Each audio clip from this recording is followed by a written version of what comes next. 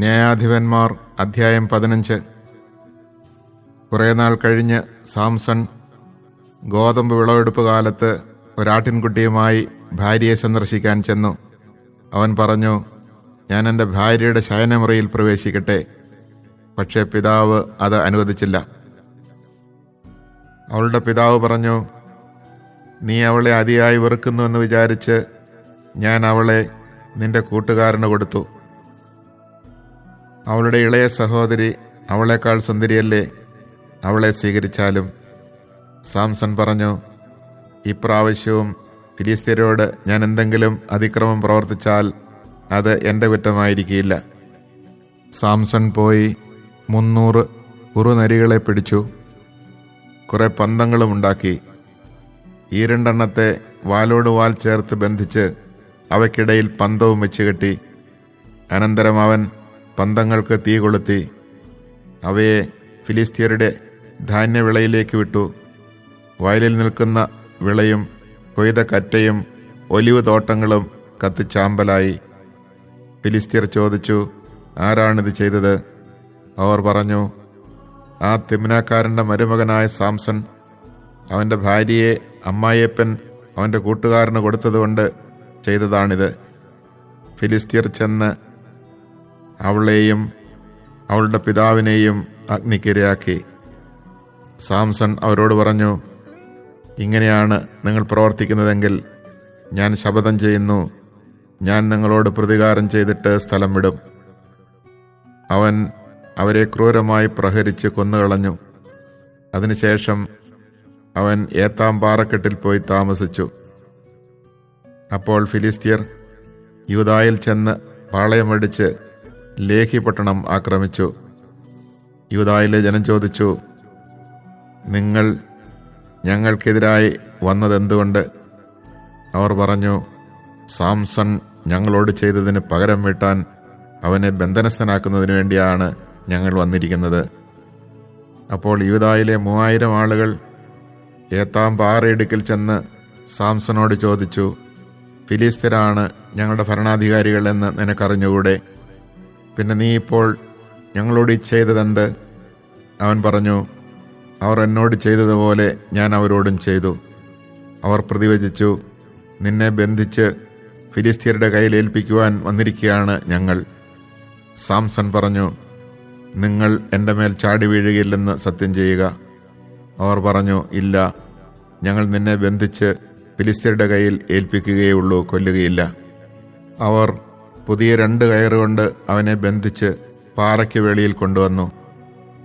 അവൻ ലേഹിയിലെത്തിയപ്പോൾ ഫിലിസ്ത്യർ ആർപ്പുവിളികളോടെ അവനെ കാണാനെത്തി. കർത്താവിൻ്റെ ആത്മാവ് ശക്തിയോടെ അവൻ്റെ മേൽ വന്നു. അവനെ ബന്ധിച്ചിരുന്ന കയർ കരിഞ്ഞ ചണനൂൽ പോലെയായി തീർന്നു. കെട്ടുകൾ അറ്റുവീണു.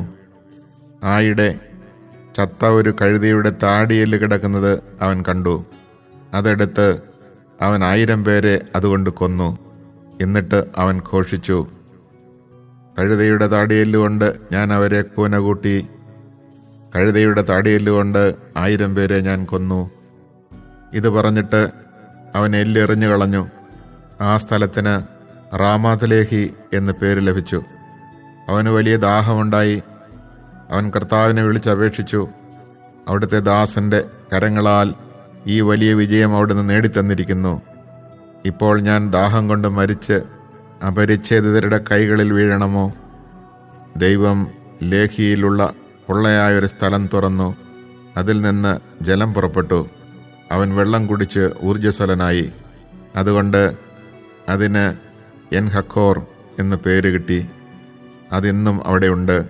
ഫിലിസ്ത്യരുടെ കാലത്ത് 20 വർഷം സാംസൺ ഇസ്രായേലിൽ ന്യായാധിപനായിരുന്നു. Chapter 15. After some time, in the season of the wheat harvest, Samson visited his wife, bringing a kid. But when he said, "Let me be with my wife in private," her father would not let him enter, saying, "I thought it certain you wished to repudiate her, so I gave her to your best man. Her younger sister is more beautiful than she. You may have her instead." Samson said to them, "This time the Philistines cannot blame me if I harm them." So Samson left and caught 300 foxes, Turning them tail to tail, he tied between each pair of tails one of the torches he had at hand. He then kindled the torches and set the foxes loose in the standing grain of the Philistines, thus burning both the shocks and the standing grain, and the vineyards and olive orchards as well. When the Philistines asked who had done this, they were told, Samson, the son-in-law of the Timnite, because his wife was taken and given to his best man. So the Philistines went up and destroyed her and her family by fire. Samson said to them, If this is how you act, I will not stop until I have taken revenge on you. And with repeated blows he inflicted a great slaughter on them. Then he went down and remained in a cavern of the cliff of Etam. The Philistines went up and from a camp in Judah deployed against Lehi. When the men of Judah asked, Why have you come up against us? They answered, To take Samson prisoner, to do to him as he has done to us.